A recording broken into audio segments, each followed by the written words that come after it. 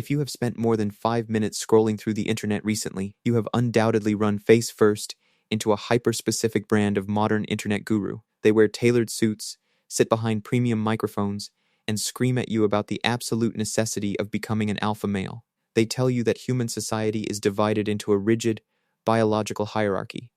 At the top sit the apex predators, the aggressive, hyper-dominant alphas who take what they want. At the bottom sit the passive, submissive betas. It is a worldview built entirely on raw dominance, relentless competition, and an obsession with evolutionary psychology.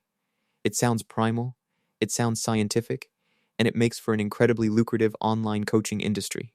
To understand this psychological grift, we have to travel back to 1947, when Swiss behaviorist Rudolf Schenkel forced a group of completely unrelated gray wolves from different zoological gardens into a small enclosed space. What he observed was absolute chaos. The wolves violently fought each other for access to resources and breeding rights. The wolf that brutalized its way to the top of the prison yard hierarchy was dubbed the alpha wolf. Pop culture took this prison camp dynamic and immediately projected it onto human society. If wolves do it, we must do it too. There was just one catastrophic skill issue.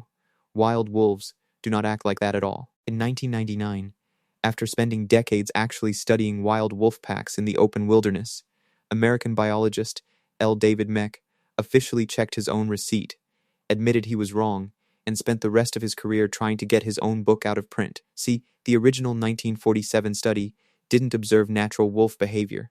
It observed the psychological breakdown of forced confinement. In the wild, a natural wolf pack isn't a ruthless corporate ladder.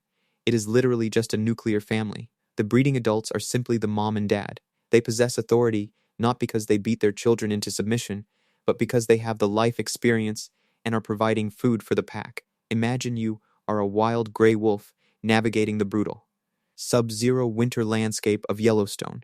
You have been tracking an elk herd for 3 consecutive days through chest-deep snow, running on pure adrenaline and a severe caloric deficit.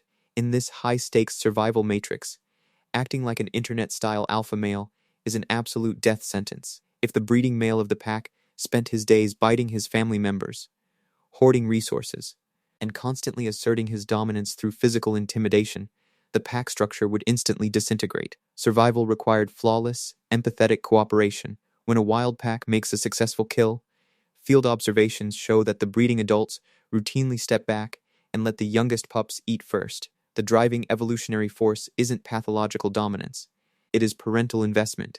But let's pivot away from canines entirely, because humans are primates. Look at the groundbreaking work of primatologist Frans de Waal. Chimpanzees do have genuine alpha males, but their behavior is the exact opposite of what the online internet gurus preach. A male chimp who relies purely on physical aggression and bullying to maintain power almost never lasts.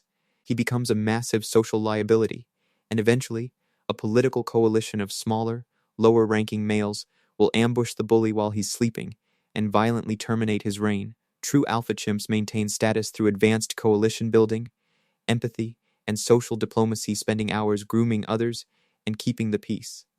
When we look at human hunter-gatherer societies, this anti-bully mechanism is amplified by 1,000. Anthropologist Christopher Boehm documented that ancient human groups maintained what is known as an egalitarian reverse dominance hierarchy. For 99% of human history, if an individual tried to act like a self-proclaimed alpha male by hoarding food, bossing people around, or throwing temper tantrums, the tribe didn't bow down. They subjected him to severe social sanctions, public ridicule, exile, or collective execution.